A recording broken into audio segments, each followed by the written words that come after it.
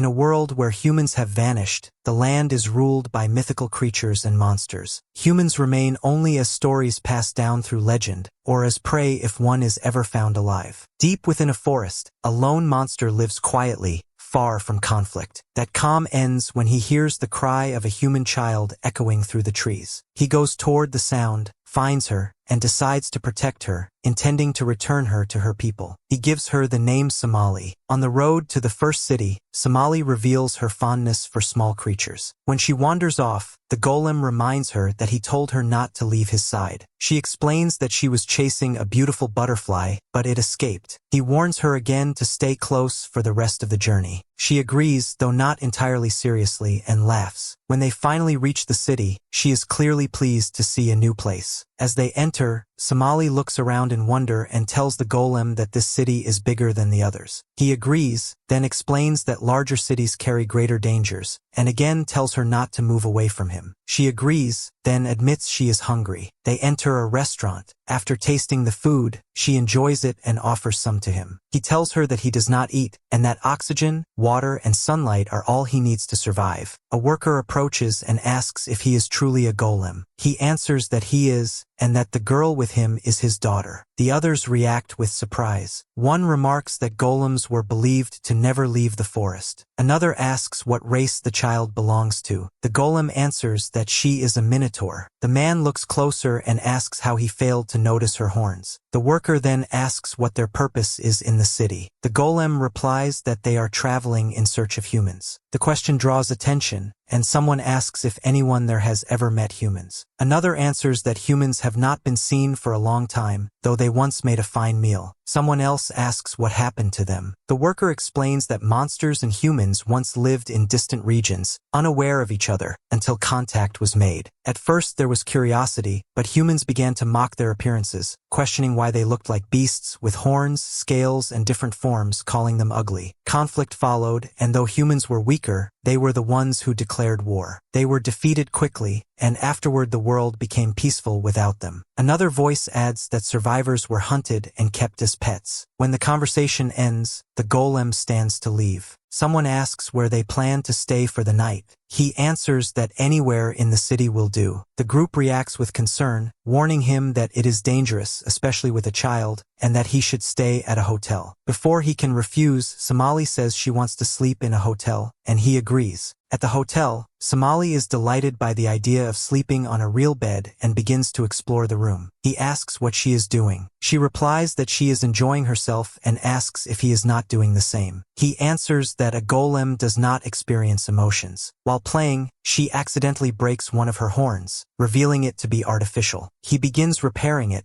but pauses when he hears footsteps outside. He quiets her until he realizes it is only another guest passing by. He tells her that they must leave the city as soon as possible. When he pulls his hand away, she laughs and says that he was scared. He replies that he does not understand her reaction and repeats that golems have no emotions. She interrupts him and insists that he was nervous, saying he cannot fool her anymore. He ignores the comment and tells her they will leave early the next morning, so she must sleep. She refuses and says she will stay awake. He responds that the objection is rejected and orders her to sleep. After she does, he looks down at the cracks forming along the bones of his hand. The following day, he tells her they will shop and reminds her to stay calm and close. At the market, Somali becomes distracted by animals and performances meant for children. She notices that every child resembles their parents, each belonging to the same race, all holding hands as they walk together. The golem calls her back, and they stop at a jewelry shop. The shopkeeper makes an offer that displeases him. The golem tells him it is insufficient and says that another city offered twice as much. The shopkeeper replies that the stones are common here. The golem refuses, states that their true value is far higher, and selects one stone. An eye opens in the center of his face as he explains that a golem's eye can determine the composition of anything, then tells the owner that most of his gold is mixed with impurities. During the conversation, Somali grows bored. When she notices a cat passing by, she runs after it without thinking and follows it step by step until she leaves the market. The cat leads her far from the crowd to an empty, abandoned area. At the same time, the golem realizes she is no longer beside him. He climbs to the highest point in the city, opens his eye, and scans the surroundings to locate her. Meanwhile, Somali continues chasing the cat, unaware of the distance she has traveled. The cat suddenly speaks, saying it expected her to give up halfway, then asks where she came from. It pauses, remarks that her scent is familiar, and looks at her with a predatory expression, adding that her smell is very appealing. Somali freezes in fear. At that moment, the golem appears behind her and orders the cat to leave. Startled, the cat flees. Somali calmly says that she knew he would come to save her. Later, the cat returns to the restaurant and tells the workers that it encountered the golem again and that he was frightening. One of them replies that it must have provoked him. The cat insists it did nothing, only that the girl's scent felt familiar and appealing. The others react angrily, calling it vile and accusing it of wanting to eat a child. As they walk, Somali tells the golem that she was certain he would find her. He answers that she would have been in danger if her identity had been discovered, and explains that humans, especially children, act on impulse and follow their curiosity. She asks how he knew where she was. He explains that he has been observing her behavior and noticed that she only strays when something captures her attention. He adds that while he has no emotions, he can observe and analyze her actions. He then tells her that such behavior is unacceptable and that she must not leave without permission. She refuses. He extends his hand and tells her to hold it,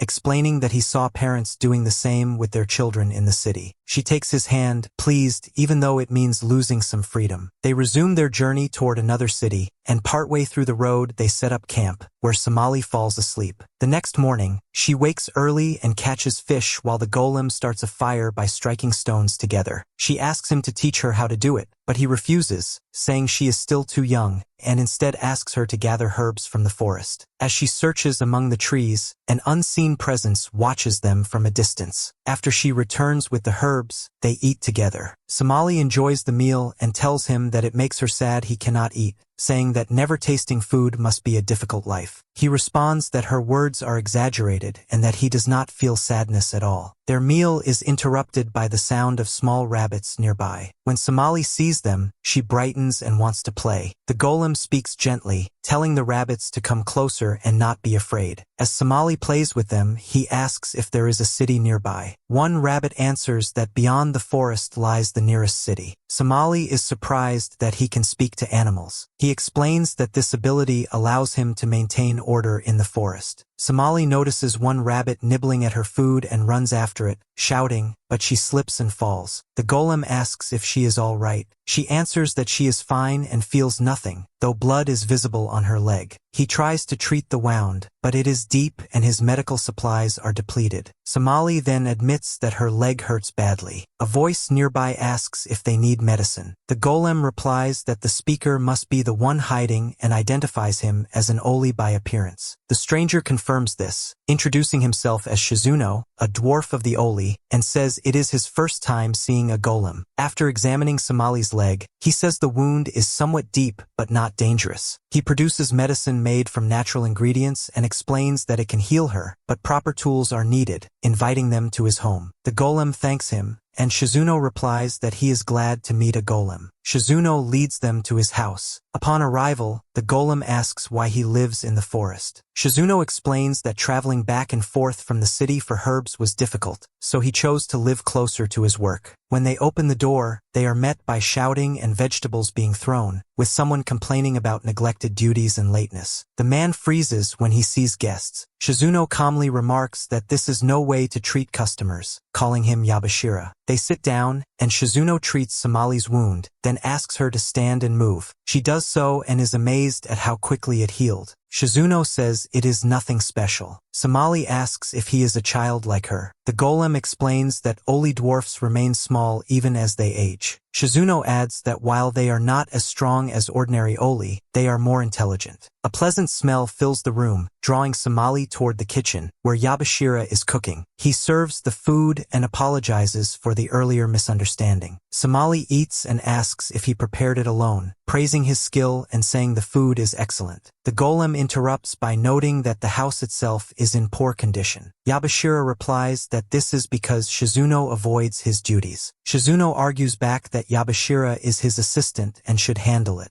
Yabashira responds that he assists with work, not personal matters. The golem then addresses Shazuno, asking if he can teach him how to make medicine, explaining that he will need the skill once his supplies run out in the forest. Shazuno agrees, but asks in return for a piece of the golem's body. The request shocks them, and Shazuno explains that studying a golem would greatly aid his research. Yabashira strikes him and scolds him for frightening guests, especially with a child present. Shazuno apologizes and says he was joking. The golem then raises his hand, breaks off a piece of his damaged bone, and offers it to Shazuno. Somali asks if he feels any pain. He answers that he does not feel pain. They divide the work between them. Shazuno teaches the golem how to make medicine, while Yabashira shows Somali how to help with household chores. Somali approaches the tasks with enthusiasm. Yabashira tells her not to overdo it, reminding her that she is still recovering and that she is a child who should be playing instead. She answers that she wants to learn, explaining that her father does everything for her and she wants to be able to help him. Yabashira agrees to teach her small tasks suited to her age. Together, they clean the house, while the golem learns how to prepare new medicine. Shazuno asks the golem why he was so determined to learn, and why he keeps his entire body covered despite being a golem. He adds that it seems as though he is trying to hide the fact that his bones are deteriorating. The golem replies that Shazuno's expression at that moment resembles Somali's when she fell in the forest, and that for the first time he felt pain in his chest, realizing he does not want to see Somali hurt again. Shazuno laughs and says that means he felt sadness for her. The golem immediately denies it, insisting that he does not feel emotions. Shazuno disagrees, pointing out that he did not want to see Somali cry, and concludes that he must be a gentle golem. Somali then enters the room and announces that she helped Yabashira with the chores, and that he is now making sweets for them. That night, Somali sleeps in her own room. The golem thanks Shazuno for giving her a place to rest. Yabashira comments that she needs the sleep after working so hard, saying she was nearly asleep while eating. Shazuno asks the golem why he left the forest and chose to travel with a small child. The golem answers that he is searching for Somali's parents. Yabashira asks if he knows where they are. The golem says he has no information. Yabashira responds that without any clues, finding them will be difficult, then asks why he is rushing and trying to complete the journey so quickly. The golem removes his coat, revealing that large portions of his body have decayed. He asks if they know the lifespan of a golem. Shazuno answers that golems live for a very long time. The golem explains that they live for 1,000 years before disappearing, and that he has lived for 998 years and 253 days. He says that when the 1,000th year ends, all his body functions will cease, and that is why he must return Somali to her family as soon as possible. Shazuno asks if Somali knows that he is dying. The golem answers that she does not. Shazuno remarks that this journey is especially painful because Somali has grown very comfortable with him, and separating from him will be difficult for her. The golem asks how they know Somali is comfortable. Yabashira replies that she is comfortable because she is happy. The next morning, they say their farewells. Yabashira gives Somali sweets and tells her to eat them when she wants, adding that if they run out, she should ask her father to make more, since he has learned how. Somali happily replies that she also learned how to help him. They then continue on their journey. As they watch them leave, Shazuno tells Yabashira that he hopes they will meet again and learn where their journey led. He says that the golem and the girl make an unusual pair, and that although the golem still carries secrets, he found himself liking them very much. As they continue toward the next city, Somali grows hungry. She takes out the sweets Yabashira gave her, smells them, and tells her father that they are already finished, but that their scent is enough for her. He says he does not understand how that works, but tells her to do whatever brings her comfort. She points to a passing cart and suggests they continue the journey using it. He refuses, explaining that money would shorten their travels, and that if they relied on it, their journey would end too quickly. He says he wants their time together to last as long as possible. She replies that she also enjoys walking with him and wants the journey to continue. After some time, she becomes tired and says she cannot go on. A voice nearby announces that this entrance marks the beginning of the city of ants. When they enter, they find a large market known as the final stop for travelers before crossing the desert. The golem explains that it is called the City of Ants because it resembles an ant colony, and that anyone who gets lost inside may never find their way out. Somali becomes uneasy and holds tightly to him. He approaches a vendor, offers herbs for sale, and says he needs money. The vendor offers only a small amount, apologizing and explaining that herbs are common in the market. He suggests taking small jobs instead, noting that most merchants need assistance and work is easy to find. Somali tells him she is hungry. He answers that they have enough money for one meal and takes her to a restaurant. As they approach, Somali notices something moving beneath a crate and chases it, discovering a large rabbit. The restaurant owner appears and calls out, revealing that he has been searching for it. Inside, the owner apologizes for the disturbance and introduces the rabbit as his son, Kikila. He explains that since his wife became ill, he needs Kikila's help at the restaurant, but does not force him, believing a child should be allowed to play. The golem offers to help with the work. The owner accepts, his wife welcomes him, and the restaurant resumes its routine. Somali and Kikila begin to play together. Kikila asks what she likes to play. She says she enjoys exploring, chasing animals, hugging them, and also playing with her father. Kikila says he likes playing ball with his own father. Somali explains that her father plays different games with her, sometimes carrying her and running, sometimes playing hide and seek, and once hiding at the top of a giant tree. Kikila listens closely and asks if she is sure her father really plays with her. She answers that lately it has become boring, and that he no longer plays with her. Kikila suggests they play together instead. He brings out paper and colors, and they begin to draw. As they work, he sings an old song about travelers who pass through the city. The golem notices they are absorbed in their play and continues working. He performs every task with precision, serving food efficiently to visitors. One guest asks why a golem would work as a waiter. The golem replies that he is traveling in search of humans. The visitor says that during his own travels, he met someone else searching for humans, who claimed they could be found in the Usona desert. The golem thanks him and returns to his duties. Kikila watches the golem and tells Somali that her father is impressive, saying he wishes he could stay with them forever so he could play freely. He asks if they will return after their journey ends. Somali says she does not know and does not understand what will happen once the journey is over. That night, the golem asks a merchant what supplies are needed to cross the desert with a child. The merchant shows him the list of necessities, and the golem realizes he will need to earn more money. The following day, he returns to the restaurant and works tirelessly. The owner tells his wife that the golem is exceptionally capable, and she replies that he deserves far more than they are paying him. Somali approaches the golem and tries to speak with him, but he tells her he is working and that they can talk later. Kikila suggests they go outside to play, but Somali refuses, saying it is forbidden and that her father would not agree. Kikila suggests going without telling him, but the golem notices and stops them. He tells them that going outside is not allowed, reminds Somali that this was their agreement, and she returns to playing inside the restaurant.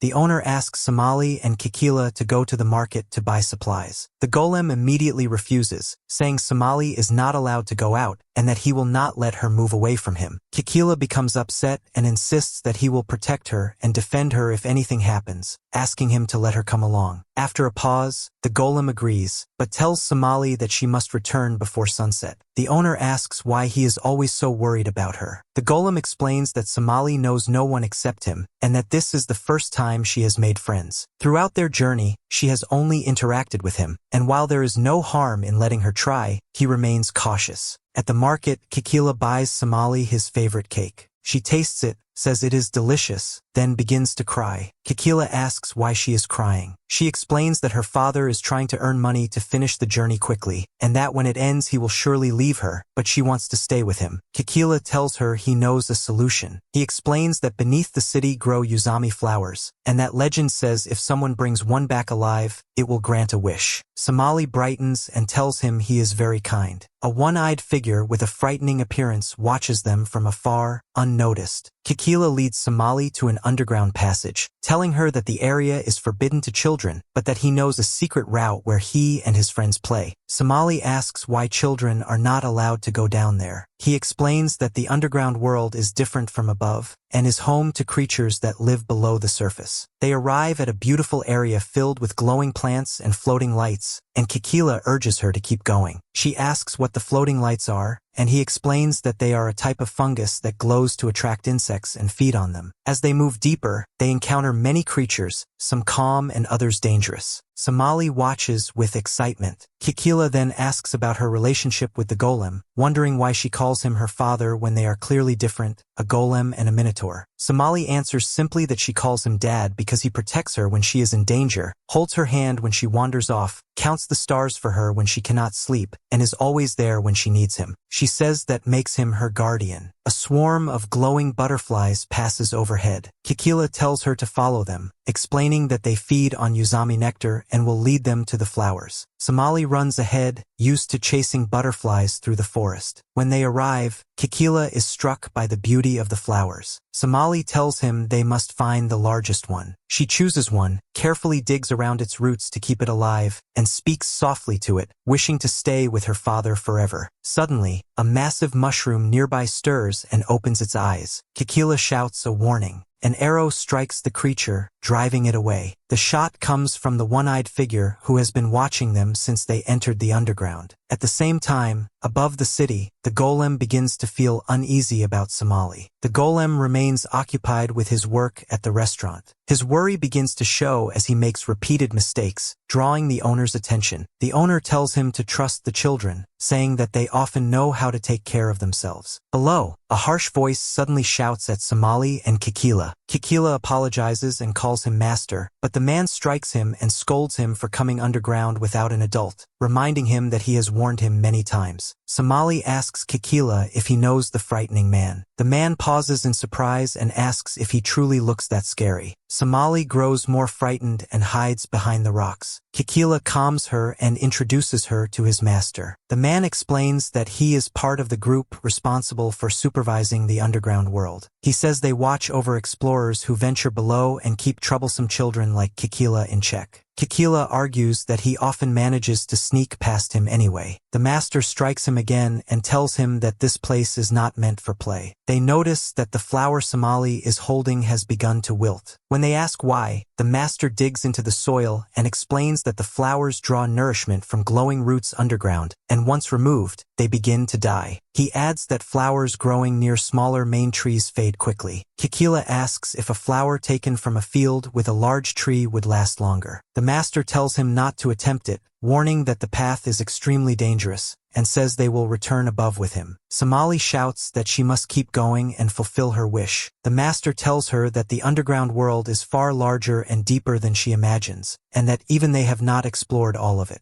He asks if she is still determined to continue. She answers without hesitation, saying she wants to stay with her father for her entire life. After a moment, he says that if she insists, he will go with them. They continue toward the large tree. Somali begins with excitement, but as the path grows harsher and the creatures more frightening, her energy fades and she says she is tired. The master tells her that if she stops now, there will be no flowers. Quietly, he mutters that caring for children is exhausting. Somali gathers herself and presses on, saying she will not give up until she reaches the flower. They come upon a small river. The master crosses first and helps Somali over, then orders them to continue on their own. She makes it across but slips on the final stone, and he catches her. Kikila struggles to cross, and the master scolds him, calling him spoiled. Somali laughs at him. When they arrive, Somali is stunned by the size of the tree and sees that its flowers are larger and more vibrant. She reaches for one, but a powerful monster suddenly attacks. The master fires arrows, but the creature is massive and unshaken. Kikila steps in front of Somali and shields her, shouting at the monster to stay back. Somali cries out, telling it that she needs the flower to make her wish and stay with her father for the rest of her life, asking it to let her take it. The monster pauses, then retreats to where its own children wait. The master rushes to them, assures them they are safe, praises Kikila for his bravery, and tells Somali that these creatures guard the flowers, and that since it allowed her to take one, her wish may come true. Somali makes her wish. They return to the restaurant. As soon as they enter, the owner yells at Kikila. Somali runs to the golem and proudly shows him the flower. He responds with anger, scolding her for not returning on time and asking if she broke their agreement on purpose. He warns her that if it happens again, he will not continue the journey with her. Somali breaks down, throws the flower to the ground, and runs to her room. Kikila tries to speak to her, but she does not respond. Downstairs, the restaurant owner attempts to persuade the golem to be gentle with her, but the golem insists that Somali's mistake is serious and that she must be punished, saying she never follows orders. The master interrupts and addresses the golem. He says he knows golems are stubborn, but asks whether he believes in legends. He explains that in their city, there is a story that anyone who brings the flower back alive can have any wish granted. He tells him that Somali endured danger and hardship to return with it, and that her only wish was to remain with him for the rest of her life. He steps closer, hands him the flower, and says that a father exists to support,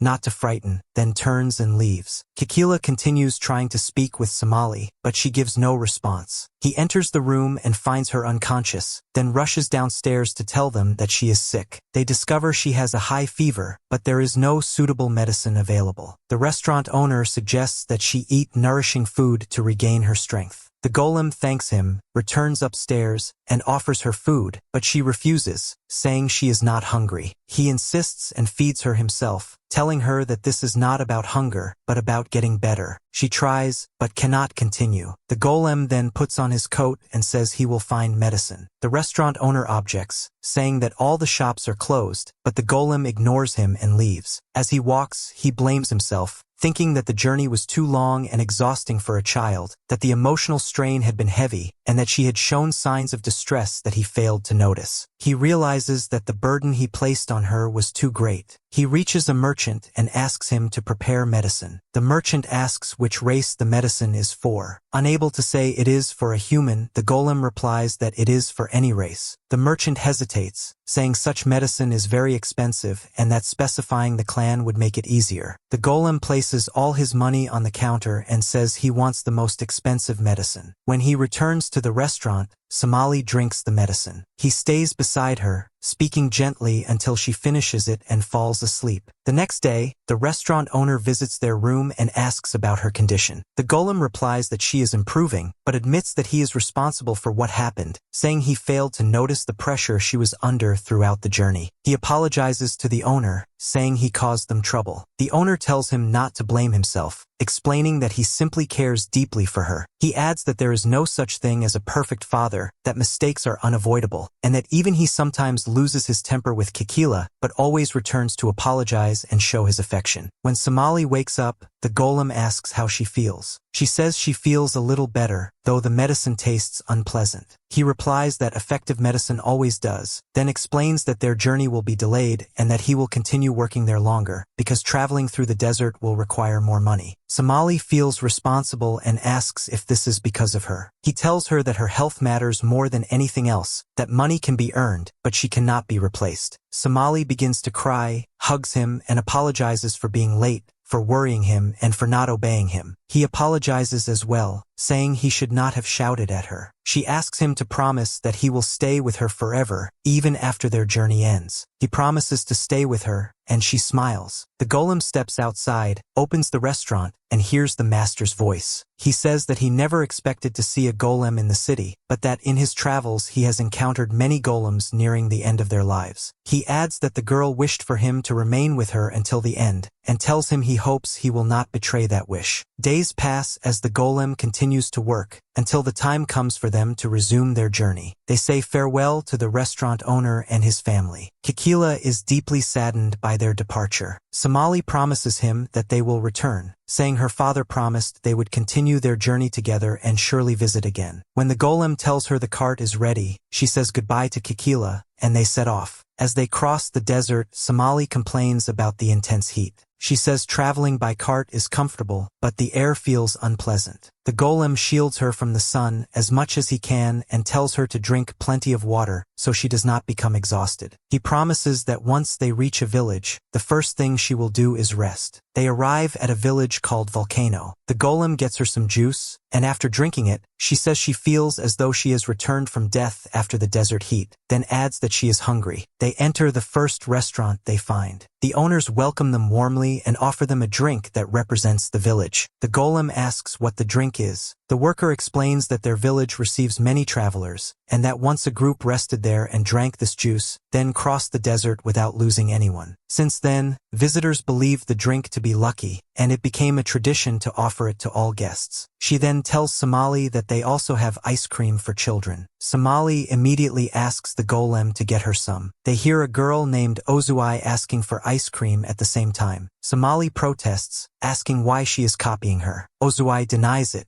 The worker interrupts, saying there is only one left. Somali says she will take it, but Ozuai objects and asks why Somali should have it instead. Their voices grow louder. Ozuai tells Somali she should respect her because she is older. Somali replies that it is not necessary, since Ozuai is not an adult. A man named Hitora approaches and asks what is going on. After hearing the situation, he apologizes to the golem and treats them all to ice cream. He then asks about their journey and why they are heading into the desert. The golem explains their purpose. The golem asks if they are travelers as well. Hitora replies that they are searching for a cure, as his health is poor, and that Ozuai is helping him on the journey. He explains that she is not of his race, but chose to accompany him in the search for a cure. Ozuai then asks the golem what he is searching for. He replies that they are looking for humans. Ozuai is surprised. He adds that he is researching humans. Ozuai suggests they travel together through the desert, explaining that they need help transporting supplies, and that this way the golem can reach his destination without cost. The golem agrees, and they part for the night. That night, in Heitora's room, he asks Ozuai why she suggested traveling together, saying that such kindness must have a reason. She tells him that the girl smells like him, and that the girl is human, and that they will need her. Hitora removes his mask, appearing weak as blood drips from his mouth, and tells her that her thinking is wrong. Ozuai shouts that she does not care about anything except him and tells him to rest. The next day, the golem loads his supplies onto the cart along with theirs. Ozuai checks the wheels carefully. Somali asks what she is doing. Ozuai replies that she is checking the wheels so they can cross the desert safely. Somali asks why the desert is full of sand. Ozuai answers briefly that it is because it is a desert, then snaps at her. The golem notices Heitora's unease and asks if something is wrong. Heitora replies quickly that everything is fine. The golem then tells Somali that everything is ready and that they must move. Their desert journey begins. Somali is pleased that despite traveling during the day, the weather is manageable. Ozuai explains that the cart is designed with proper ventilation. The golem tells Somali to get inside the cart, but she refuses and points to a nearby plant, asking Ozuai what it is. Ozuai replies that it is a cactus. Suddenly, a powerful sandstorm strikes, shaking the cart violently. Somali loses her balance, but Ozuai catches her and shouts that they need her alive. Somali laughs and says that Ozuai must love her very much. The golem notices a massive creature approaching. Hitora identifies it as a desert whale, draws his weapon, and fires, forcing the creature to retreat. Hitora increases their speed. Somali comments that Hitora is amazing. Ozuai agrees, saying he is always the best. Somali becomes upset and says her father is amazing too. They begin arguing as usual, until Hitora tells them to be quiet. They continue their journey, passing through unfamiliar sights. They encounter giant turtles and small, gentle creatures, and Somali learns how to cook cactus, enjoying each new experience along the way. As the weather grows harsher, Ozuai takes out a lamp made from blue crystal. The crystal emits sound, and the louder it becomes, the closer they are to a crystal cave where they can rest for the night. When they arrive, the cave walls are formed entirely of crystal, and the echoing sounds are strong. Somali says the sounds are beautiful, but Ozuai shows irritation, explaining that her race is sensitive to noise. Hitora asks them to gather light sources while he and the golem prepare the tents. Ozuai pulls Somali along and carries several small cages. Somali asks why they need the cages. Ozuai snaps that she asks too many questions and tells her she will understand soon. They reach a distant part of the cave. Ozuai catches a glowing insect and traps it in a cage. Somali tries to copy her but cannot reach the flying insects. Ozuai grows annoyed again and tells her to catch the ones on the ground instead. Somali does as told and then praises Ozuai, saying she is very smart. Ozuai relaxes and explains that Hitora taught her these things during their travels together, saying they crossed high mountains, snowy lands, forests, and fields, visiting many places. Somali replies that she also traveled to many places with her father. Ozuai asks about Somali's relationship with the golem, saying he cannot be her real father. Somali asks what real means, then says that a father is someone who protects her. She asks about Ozuai's father. Ozuai replies that in her race, mothers raise children alone and fathers are unknown. Somali then asks about her mother. Ozuai says Hitora told her she died from illness. Somali apologizes. Ozuai says it does not bother her, since she was very young and does not remember her, and that Hitora has always been with her, which is why she loves him and never feels lonely. Somali says she feels the same about her father, because he is always beside her. Ozuai becomes irritated again and tells Somali to keep searching for insects. Somali grows quiet and moves away. Inside the tent, the golem asks Hitora if he has heard rumors of humans beyond the desert.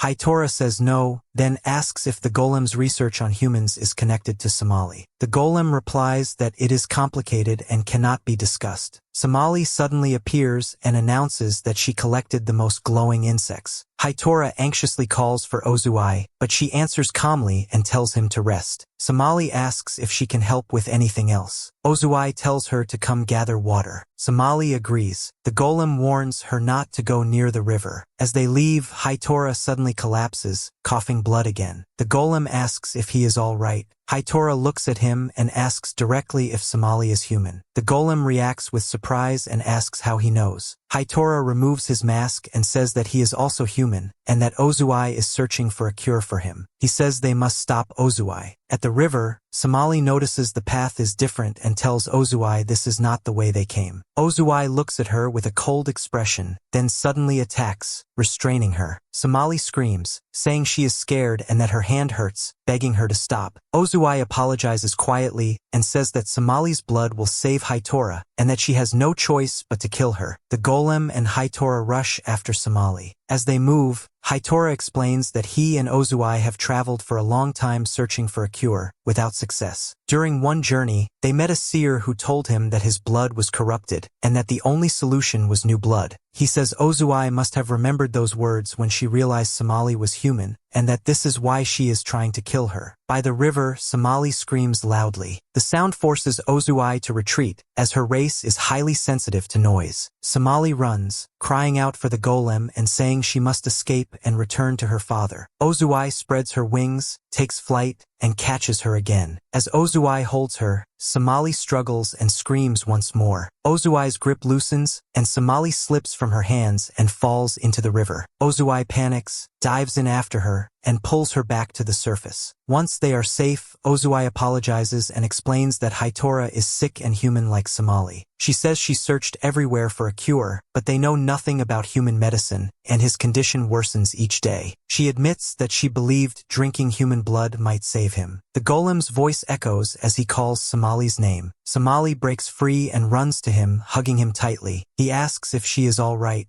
She tells him she is fine, only that she fell into the river. He turns toward Ozuai with anger, but Somali steps in front of her and says that Ozuai saved her, asking him not to hurt her. He embraces Somali and does nothing to Ozuai. Hitora asks Ozuai if she is unharmed. She breaks down, crying that she failed to help him, that she could not kill Somali even though it means he will die. She says she could not do it, then runs to him and holds him. That night, inside the tent, Somali tells Ozuai that she cries a lot, even more than she does, despite being older. Ozuai apologizes repeatedly and asks for forgiveness. Somali answers that they are friends, and that of course she forgives her. Outside the tent, Hitora apologizes to the golem and says Ozuai was overwhelmed. The golem replies that he understands, saying that love can push someone to do terrible things, and that this is what family means to him. Hitora says he is not truly part of Ozuai's family, and does not deserve to be. The golem looks at him in surprise. Hitora points to the feathers growing from his face despite being human, and says it is because he ate her mother. He then recounts his past, saying he once lived peacefully in a quiet village with his wife and daughter. One day, monstrous beings attacked, burned the village, and began capturing humans. Those who resisted lost their hands, those who tried to escape lost their legs, and some were eaten. Hitora, his wife, and his daughter managed to flee and hid in a cave for days. Without food or water, they were close to death, so he went out alone to search for supplies. While searching, he saw what what he thought was a bird and approached it, only to realize it was one of the monsters. He picked up a large stone and struck it until it died. He carried it back and forced his family to eat it so they could survive. As soon as they did, his wife screamed as feathers burst from her skin, followed by his daughter, and then himself. His wife and daughter could not endure the change and died. Soon after, he heard a small girl crying for her mother. He discovered it was Ozui, searching for the mother he had killed and eaten. He says that from that moment, he knew he did not deserve to be her family, or even to stand beside her. Nearby, Ozui hears everything and realizes the truth, asking herself if he had been lying to her all this time. The next day, they continue across the desert. Ozui remains quiet, her expression heavy. Somali offers her food and tells her that she has not eaten, warning that she will grow tired and collapse if she does not. She then asks if something happened the night before, when Ozui woke and left the tent. Ozui looks at her and says she cannot understand her, asking whether she is truly a small child or someone far more perceptive. She then asks if the golem has ever lied to her. Somali asks how he could lie to her. Ozui answers that there are lies harsh enough to destroy every good memory, then breaks down, saying that he lied to her about everything and that she feels foolish for believing him. The cart suddenly shakes. Ozui steps outside and sees a massive sandstorm approaching. The storm strikes the cart again, stronger than before. The wind lifts Ozui and Somali into the air. Ozui tries to hold onto the cart. Fear crosses Haitora's face, but he cannot reach them. The storm carries them away and drops them far from the others. Haitora moves forward, but the golem restrains him and warns that a single careless step could kill him. He tells him they must stay calm. He opens his eye, studies the wind's flow, calculates their position, and says they are alive, but they must wait until the storm subsides before going after them. When the wind finally settles, Ozui regains consciousness and sees Somali beside her. Somali asks if she is all right.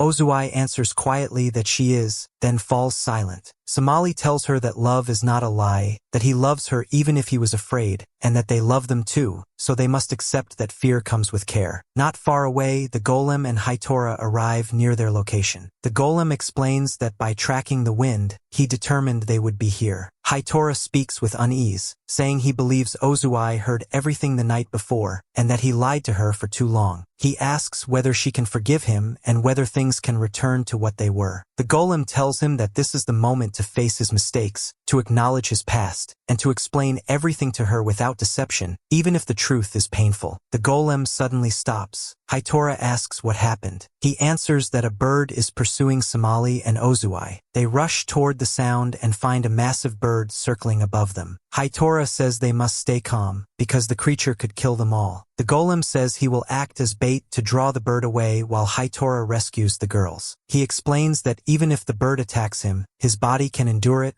and that Haitora should signal once they are safe. Haitora ignores him and runs directly toward the bird, drawing its attention. As he sprints, he removes his mask and thinks about the conflict he has carried for years, about watching Ozui love him while believing he did not deserve it. He tells himself that it must end now, and that he is dying regardless. At that moment, Ozui dives in and strikes the bird's eyes. The golem follows with a powerful blow. The creature recoils and retreats into the sky. Ozui strikes Haitora and tells him this is not how everything should end. She demands that he explain why he stayed with her all this time. She says he knows that if she had known the truth, she would have killed him. He answers that all he ever wanted was to remain by her side, and that if she ever asked for his life, he would give it without hesitation. She breaks down and tells him not to die, and not to believe that death is the way to atone. She says his punishment is to live, to struggle, to endure, and to search for a cure together, and to stay with her. That is the punishment she accepts. She cries, holds him tightly, and says she only wants him to remain with her forever. Somali laughs and tells Ozui that her whole face is red from crying, calling her a crybaby. Ozui shouts back that her words are rude.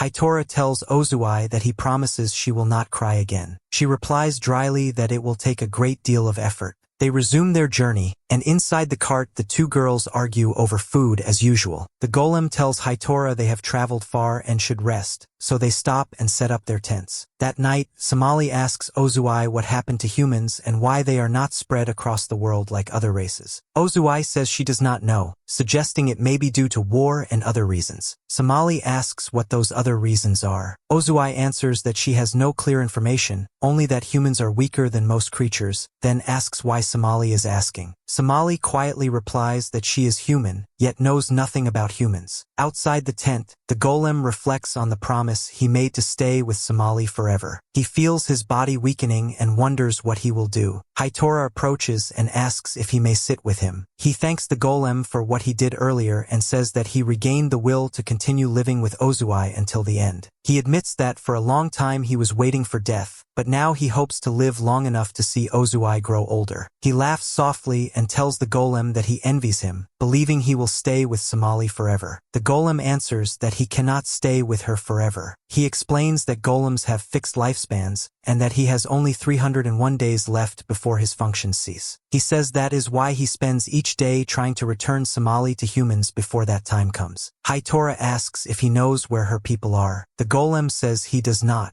Hitora mentions a village in the west that gathers knowledge from all over the world, suggesting it may hold answers. He apologizes that he could not help more and adds that traveling with a human child must be exhausting. The golem replies that human children are driven by curiosity, often wander off, have weak immunity, and fall ill easily, and that it took him a long time to learn how to care for her. Hitora says that Somali is fortunate. The golem asks why. Hitora explains that humans have no safe place and must hide, because discovery means capture, yet Somali feels safe, sleeps peacefully, and laughs because she does not sense that danger, and that the golem is the reason. The golem says they are alike, and that although he does not know if he can protect her forever, Hitora's words make him feel calmer and more hopeful. The following day, they continue traveling, and patches of greenery begin to appear in the desert. Ozui says they are close to their destination and also close to parting ways. Somali grows sad and says she wants to spend more time together. Ozui laughs and replies that she needs to heal Hitora. They reach the forest and Hitora asks the girls to get down from the cart.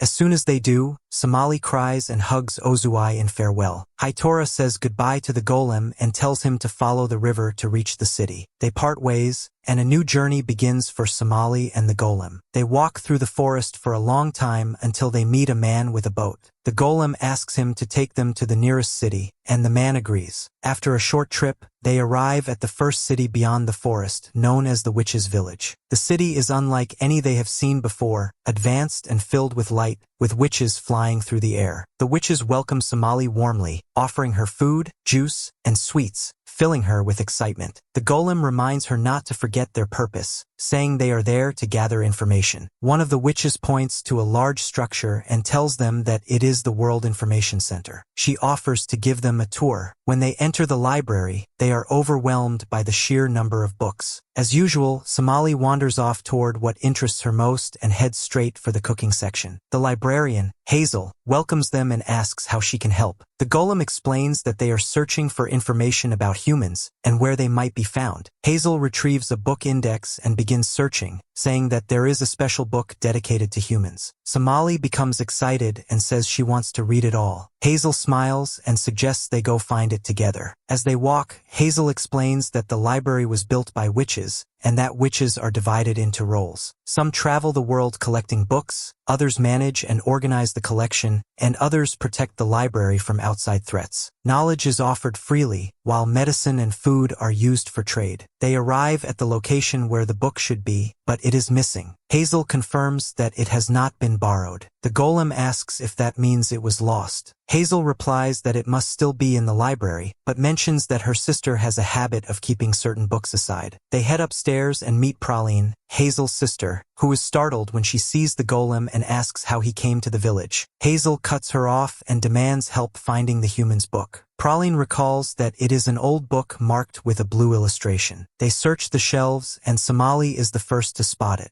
As soon as she pulls it free, flying fish swarm toward her. Praline attacks and kills several of them, explaining that these creatures feed on book ink and are the library's natural enemies. She raises her wand and summons birds to strike the fish, but their numbers keep growing. Hazel steps forward, lifts her wand, and causes flowers to bloom in the air. When the flowers touch the fish, they disappear. Somali watches in amazement. Suddenly, the remaining fish merge into a single massive creature. Praline is shocked by its size, saying she has never seen one like it before. The creature attacks, and they struggle to escape as it devours books and destroys Praline's summoned birds. Its attention turns to the human's book in Somali's hands. The golem orders her to drop the book, but she refuses, saying it is important and contains information she needs. She tries to run while holding it, but trips. The book slips from her grasp, and the creature crushes it. The creature lunges towards Somali. The golem steps in front of her to shield her. As he attacks, the bones in his hand shatter, and parts of his body break through his back. He destroys the creature, and when it vanishes, he turns to Somali. She says she is unharmed, but begins to cry, apologizing because he must be in pain and because she failed to protect the book. He tells her that none of it matters as long as she is safe. She hugs him tightly and continues to cry. Praline says they can check the library records to see who accessed the book before. The golem agrees. They search the records and discover that the only person who read the book was the head librarian. The golem asks if she is dead. Hazel answers that she is not,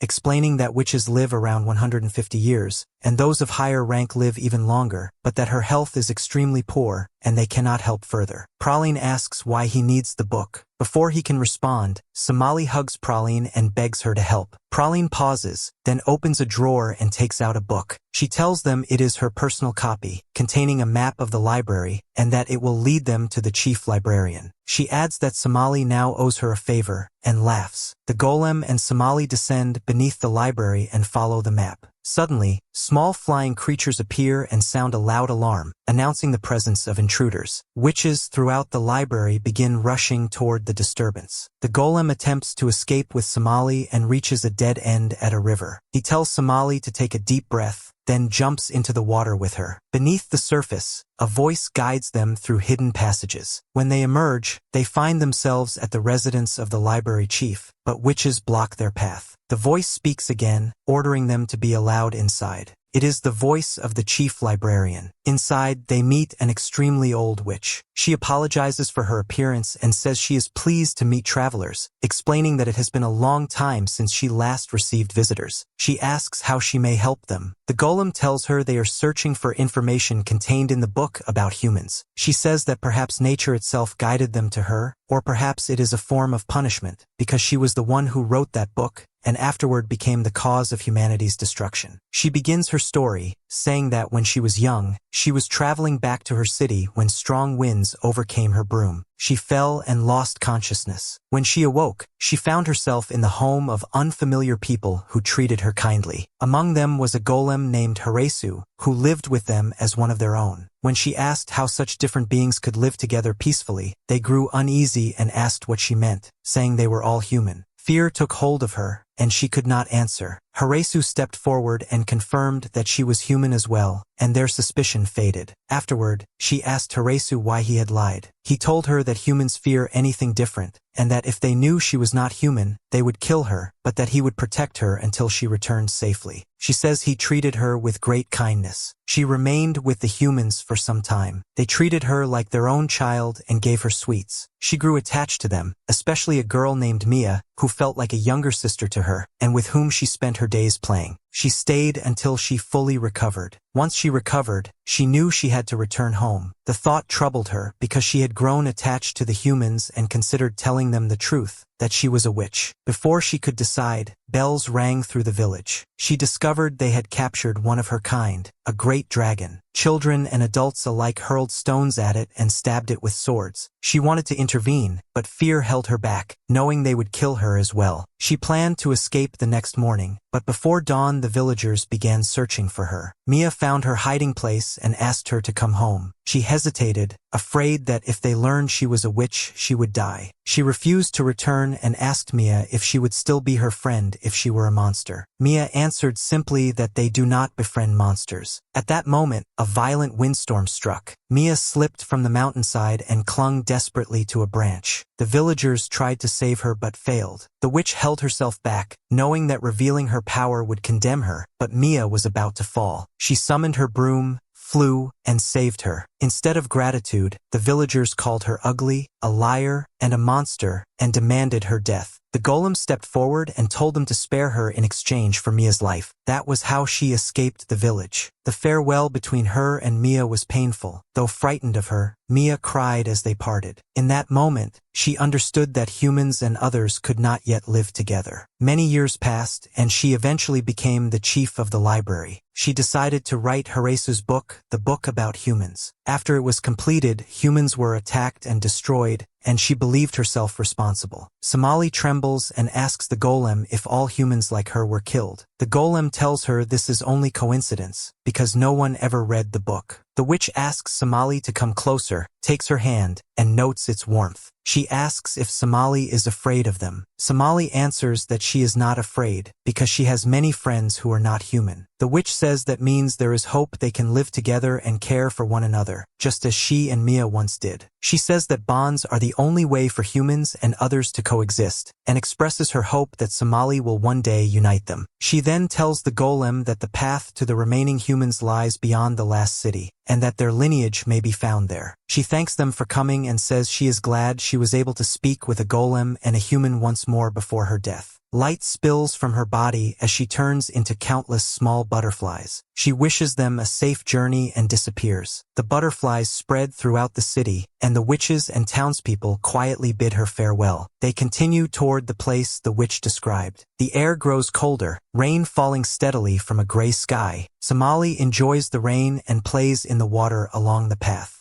The golem raises his voice and tells her they must walk faster and find shelter for the night, warning that she will become ill if they remain outside. Along the way, they find a well-built house hidden beneath the trees. Inside, no one is there. The golem explains that it belongs to resin gatherers who work in the forest during the day and rest there at night. He searches for food, Somali eats, and he tells her it is time to sleep. After she goes to her room, he studies the map and realizes their journey is still long. He quietly wonders whether his body will endure what remains. Somali's voice interrupts him as she returns holding a book, asking him to read it to her before she sleeps. Turns out to be a cookbook. He reads the recipes aloud. She says she is hungry again. He objects, reminding her she already ate. She insists that she wants food he cooks himself. After a pause, he agrees and goes to the kitchen, using the carpenter's supplies and leaving payment for both the food and their stay. He follows a recipe for cake. Somali is delighted, saying cake is perfect for cold weather and that she is sure it will be good. They prepare the ingredients together, arrange them carefully, and follow the instructions step by step. When the batter is ready, they place it in the oven. As they wait, Somali tells him she is happy that he is her father. He asks if she truly feels that way. She says yes, recalling moments from their journey and saying he has always been the best. When the time is up, he takes the cake out and asks her to taste it and tell him what she thinks. She takes a bite, remains silent, then begins to cry. He asks if the taste is bad. She says it is so good that she can only cry. He tells her she exaggerates again. She becomes upset and says she is happy because it is the first time she has eaten food he cooked himself. As she continues eating, she notices one of her teeth is loose and calls out to him. He tells her to be quiet, sensing someone approaching the house. When there is a knock, he opens the door to find Yabashira and Shazuno. He invites them inside. When Somali sees them, she runs over and says this must be the bond the witch spoke of. They look confused. The golem explains that this is something she learned on their journey. Shazuno smiles and says he is glad to see them again, noting that they both seem more mature than before and that he never expected to meet them again. Somali offers them the cake and proudly says her father made it for her himself. They praise him, calling him a good father, and they share the cake together. Somali is cheerful, but suddenly says she is going to sleep and retreats to her room, worried about her loose tooth. The next day, they resume their journey. Shazuno notices Somali's silence, but she insists she is fine. He offers her sweets, but for the first time she refuses, saying she cannot eat them now. They arrive at the City of Darkness, a grim place filled with criminals and lawless trade, where a black market sells stolen goods and illegally hunted creatures. Shazuno remarks that this city does not suit someone as important and kind as him. The golem asks why they came. Shazuno explains that he learned a famous dentist lives here and that he wants to study dentistry. Somali asks what dentistry is. Yabashira answers that it is the profession of treating teeth and that loose teeth are pulled out. Somali freezes in fear and falls silent. They search through the city and eventually reach the dentist's place, but find no one inside. A warning voice tells them to be careful as they enter. They hear it but see no one, until they realize the speaker belongs to the mouse race. He explains that dentistry belongs to his kind, because their small size allows them to enter mouths. He asks if they would like to see how he works. Shazuno responds eagerly, saying he wants to learn everything. He explains that his work always begins by preparing the patient's mouth, then entering to examine everything closely. Once the problem is found, he treats the damaged tooth or molar. If it can be saved, he fills it. He says there are two types of fillings, a transparent one and another made of silver that looks real. For small molars he uses the transparent type, and for larger ones he uses silver. If the damage is severe, the molar must be removed completely. He adds that this is why problems should be treated early, before they worsen. Shazuno listens closely and writes notes without pause, while Somali watches in silence, clearly frightened. Before they leave, the dentist warns them to take care of their teeth, saying that once they fall out, they never return. They leave the clinic, and Somali remains quiet, her fear obvious. The golem suddenly stops and asks her why she has gone silent, asking if she is all right. As he moves closer, she screams and runs, accidentally crashing into a large man. The man shouts at her and tells the golem that since he is responsible for the child, he owes compensation of 1,000 coins. The golem replies that he does not have that amount. The man laughs mockingly and says that in this city, the strong always win. Yabashira steps forward and strikes the man, knocking him down. Another man attacks, and the golem lifts him and slams him to the ground. A third man notices Shazuno and Somali and tries to seize them. Shazuno tells Somali to run. She obeys, but stumbles and falls, breaking her loose tooth. Shazuno defeats the attacker. The golem then understands the reason behind Somali's fear and silence, and they decide to return to the dentist. The dentist examines her and tells her not to worry, explaining that she is a child and these are baby teeth that will grow back. He clarifies that his warning earlier was meant for adults. He then takes out a small golden box shaped like teeth and hands it to the golem, saying that among his people it is customary to keep children's fallen teeth as a keepsake. The golem refuses, saying they are travelers and do not need such things. But when he notices Somali's disappointed expression, he changes his mind and accepts it, saying he will keep it as a memory from her. They leave and begin searching for a place to spend the night.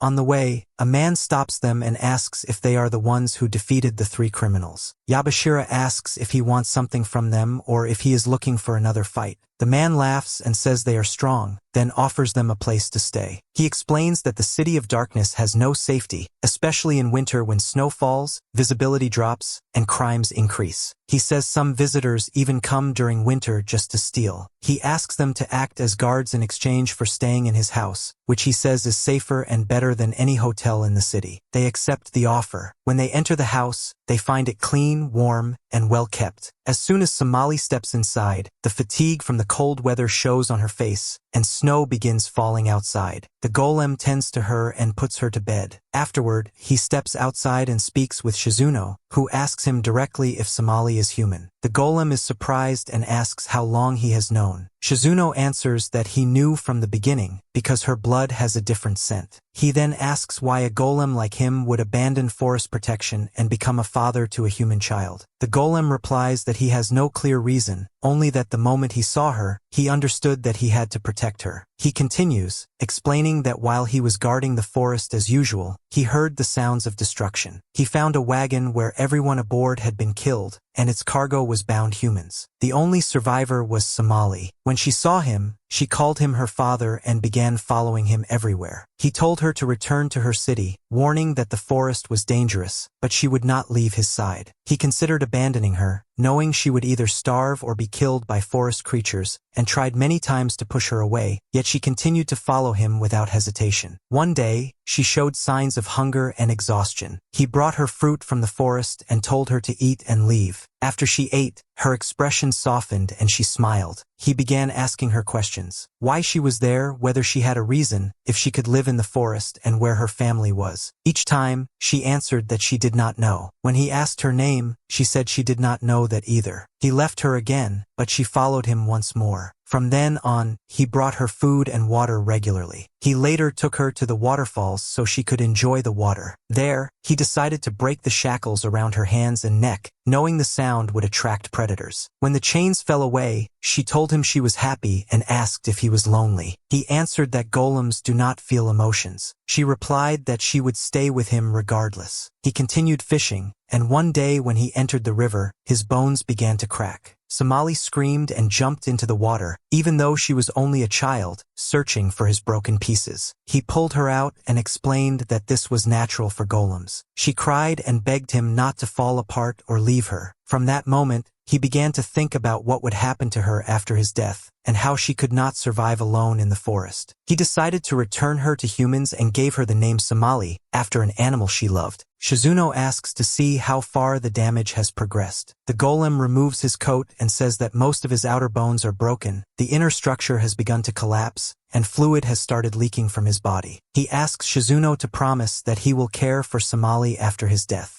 Shazuno asks if he traveled all this distance simply out of a sense of duty. The golem answers that during the journey, he realized he was using all his strength just to see her smile and laugh, and that he finally understood his purpose was her safety. Shazuno tells him that then he must not give up. The next morning, Yabashira prepares breakfast. Shazuno wakes and comments that Yabashira is unusually energetic, adding that in such weather he would prefer to keep sleeping. Yabashira snaps back and tells him to drink tea to wake up. The golem and Yabashira prepare to begin their work as guards. Yabashira warns that they will be dealing with the worst people, since most residents of the city are criminals. He tells Shazuno to take care of the house and Somali. The golem says he wishes he could stay and watch over her himself, but he must go to work. Shazuno assures him that she will be fine. The golem gives instructions, saying Somali is stubborn, reckless, and runs toward anything that catches her attention, that she must not fall or get hurt, and that she should not be fed vegetables because she dislikes them. Yabashira cuts him off and says everything will be fine and that they must leave. As they step outside, the golem admits he is worried. Yabashira laughs and tells him he worries too much. When Somali wakes, she sees the snow covering the house and is delighted, then remembers that her father is at work. Shazuno suggests they eat breakfast first and then decide what to do. He asks Somali what she wants to do today. She thinks for a moment and says she does not know, because she always plays with her father. Then she suggests making him a gift. Shazuno praises the idea. Somali draws a picture of the golem, but it turns out poorly. Shazuno tells her it is good, but she disagrees, saying she wants to give him something truly special. She admits she is not good at drawing and suggests making something else instead. Shazuno asks what she has in mind. She cannot answer. He says they can think about it while they clean the house. As evening falls, the golem and Yabashira return. Somali runs to her father and wraps her arms around him. Yabashira remarks on the display, calling it excessive. The golem replies that this is the first time he has been separated from Somali for so long. Yabashira nods and says he understands, then adds that the day was difficult. He explains that he expected to break up fights, but did not anticipate dealing with pickpockets and artifact smugglers as well, and says he is relieved not to be doing the job alone. Shazuno comments that he is also glad not to be alone. Yabashira frowns and tells him that was not what he meant. He then adds that the house owner will send food the next day, since they will be at work, and remarks that the house cleaning was poorly done and should improve. The golem tells Somali that she must help Shazuno with cleaning as well. The next day, after the others leave, Shazuno and Somali clean the house and continue thinking about what gift to make for the golem. While tidying, something falls and threads spill from the shelves. Shazuno looks at them and says he has an idea, suggesting they make something using the threads. Somali stares at them, unsure of what to create. There is a knock at the door. When Shazuno opens it,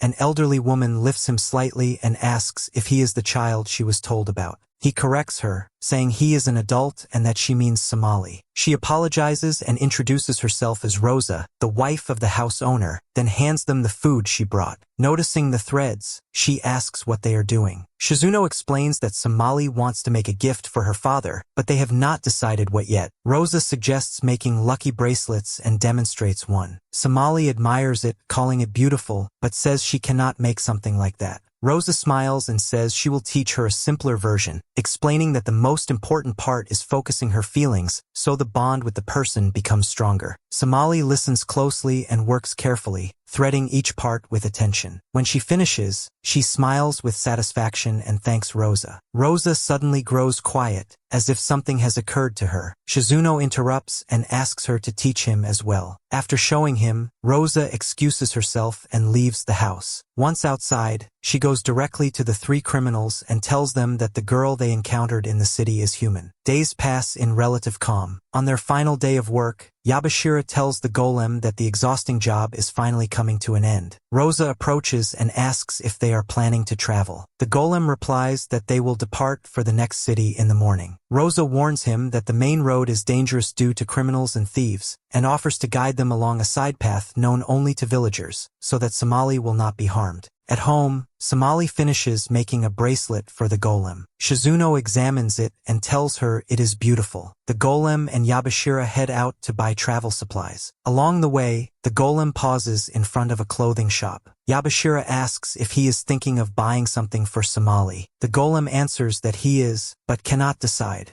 Yabashira laughs and says he is glad to see him caring so deeply for her. When they return, Somali runs to the golem and proudly presents the bracelet she made. Shazuno explains that she worked on it for a long time as a gift for him. The golem then takes out a similar bracelet and gives it to her, apologizing that he did not make it himself. Somali is delighted. Shazuno remarks that they are very alike and often think the same way. Yabashira offers to prepare food, but Shazuno interrupts, saying they are forgetting something. He throws a snowball and says they have not taken time to rest and play. He and Somali run outside and begin playing in the snow. The golem and Yabashira watch them. The golem says he is grateful to Shazuno for taking care of Somali. Yabashira replies that what matters most is that she does not pick up Shazuno's bad habits, and laughs. They spend time playing in the snow and build a snowman shaped like Somali and the golem. When night comes, they all go inside and sleep. Later, the golem hears voices outside and realizes criminals are planning to capture the human in the house. He informs Yabashira, who reassures him that there is no human there and that they will leave. Shazuno speaks up and says that they do have a human, pointing to Somali, and declares that she is his friend and that he will not allow her to be harmed. Yabashira falls silent, then asks Somali if she likes his sweets. She answers that she loves them and enjoys eating together with everyone. He says that is reason enough for him to protect her. The criminals attack the house. Yabashira waits for them. One asks where the human girl is. Yabashira replies that there are no humans there. The leader orders a search. As they spread through the house, Yabashira strikes the leader, mounts his horse, and escapes. At the same time, the golem, Somali, and Shazuno take another route.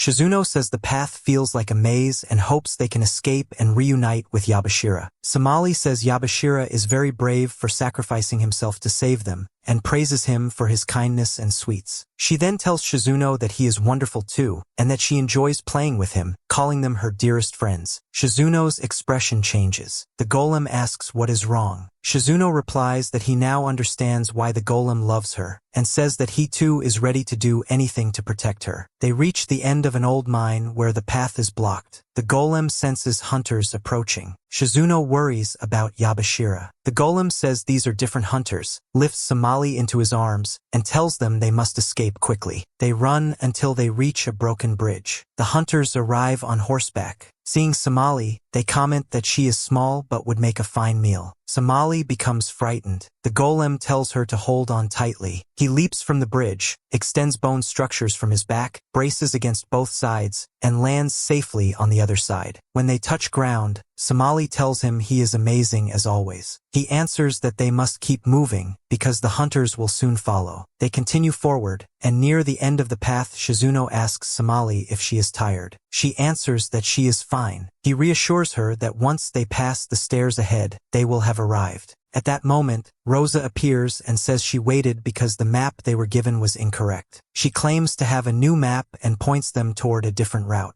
They thank her, and Shazuno calls her wonderful. As soon as they enter the place she indicated, the path ends abruptly at a cliff. An iron wall rises behind them, sealing the exit. Shazuno demands to know what this is and why they are trapped, shouting for her to let them out. Rosa answers that she will let them go, but not Somali, saying that Somali is important to her. Criminals step out from behind her. Shazuno realizes she was behind everything. Rosa admits it calmly, saying humans are precious and taste delicious. She orders her men to prepare, then says she will tell them a story they have never heard. She explains that more than 200 years ago, when she was a child, there was a secret human village nearby, and they avoided contact. One day, a human child was attacked by wolves. One of their people intervened, sacrificed himself to save the child, and decided to return him home. When he did, the child's father judged him by his appearance and killed him. The golem objects, saying it must have been a misunderstanding. Rosa denies it and says the same thing happened many times. She says she could not understand why someone would judge another by appearance or kill so cruelly. After the Great War began, she decided that targeting humans was the best way to protect themselves. She says they became the hunters because humans called them ugly. Somali collapses in fear. Other hunters arrive, armed, discussing how to divide her body among them. Rosa says she wants the liver and orders them to preserve the eyes because they fetch a high price on the market.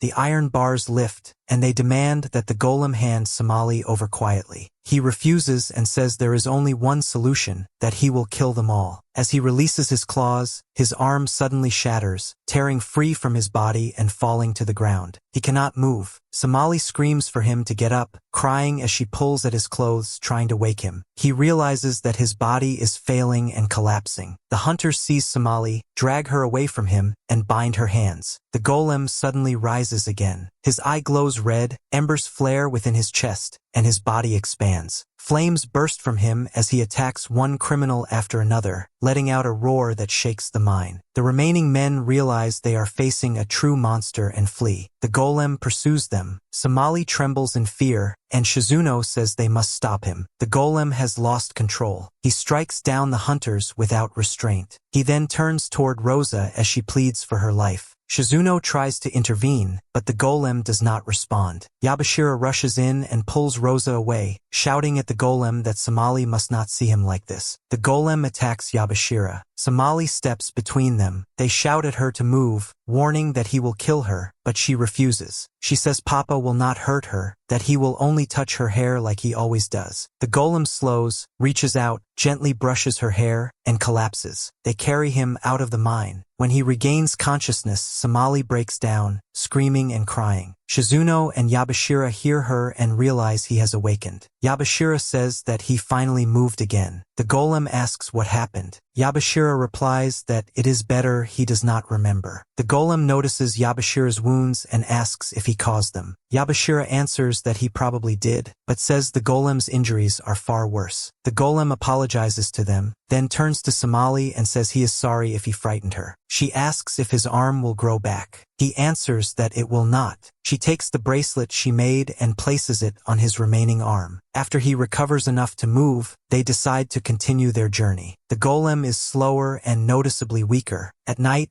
they eat the fish Somali caught, but he cannot lift it and Yabashira helps him. Later, Shazuno asks about his condition. The golem says that since the incident, his functions have declined severely. He explains that his strength is fading, his hearing and vision are failing, movement is difficult, and eventually all functions will cease. Shazuno asks if he still has time, if anything can be done. The golem replies that it is difficult to determine now. He says that after leaving the forest, he endured beyond his limits to remain with Somali, and what remains of his life can no longer be measured. He says that in the end, he will part from her. Shazuno asks if he is certain this is his decision, and says that whatever he chooses, he will support him. The next morning, they reach another city. The golem asks Somali to wear her mask. As they enter, she marvels at the food stalls. The town welcomes them warmly, as preparations for the harvest festival are underway. Somali points to flowers and asks what they are. A townsman explains that they are wind flowers, used to communicate with the spirits of deceased relatives. Somali asks if they speak with ghosts. The townspeople laugh and say they do not speak with ghosts, but with souls, sending the flowers into the breeze to reach loved ones. The golem objects, saying that this is illogical, that all beings die and return to the earth, and that there are no souls or spirits. He is interrupted when a child asks his grandfather to buy him a doll. The old man apologizes and says that today is a special day. Another man tells the golem that while everyone dies, death is not the end, because people remain with those they love even without a body. He then walks away. The golem takes Somali through the festival and buys her food. When she asks for sweets, he agrees. She remarks that he usually forbids them. He replies that today is special and tells her to ask for whatever she wants. He asks if she wants anything else, even more sweets. She laughs and tells him he worries too much. They meet Yabashira and Shazuno as the celebration begins. Somali is the youngest, so Yabashira lifts her so she can see the festivities. As she watches the fireworks and performances, the golem quietly slips away. She looks around and asks where he is. Yabashira says it is unlikely he is lost and that they will find him. Shazuno asks if this was his decision, if he chose to leave. Yabashira snaps that this is not the time. Shazuno replies that the decision had been forming for a long time. Yabashira shouts that he should have convinced him to stay. Somali stops listening, runs into the crowd, and begins calling out for him. She reaches the forest, still calling his name. She stumbles and falls, then notices the bracelet on her wrist. She stands back up and keeps going. When she finally finds him and runs toward him, he raises his voice and tells her to stop, saying she must not come any closer. She asks why. He answers that he cannot continue the journey with her. She asks if it is because she ate too many sweets. He says no. She asks if it is because she does not obey him. Again, he says no. She asks if he has stopped loving her. He tells her that is not true, then falls silent. She runs to him, grabs his clothes, and says she does not want him to leave, reminding him that he promised to stay with her until she grows up. He gently pushes her away and says that if he loses control again, he could hurt her. She steps back and cries out that he does not understand her, that without him she will be alone. She asks if he will not feel lonely without her. He answers that golems do not feel emotions. She becomes angry and shouts that he does feel them. She tells him that he worries when she wanders off, that he cares when she is sick, that he stays beside her when she sleeps. She points to the bracelet and says it is proof, reminding him how sometimes he is strict, and other times he holds her hand so she stays close. She tells him that he is kind, because he is her father. He finally breaks. He admits that he has a heart and feelings, pulls her into his arms, and says that he also wants to stay with her as her father, even if he must face the entire world. He tells her that his only wish is for her to be safe. She tells him to continue the journey with her. He answers that he will stay with her for every remaining minute and every second, and that even if he becomes nothing more than a soul, he will remain with her forever.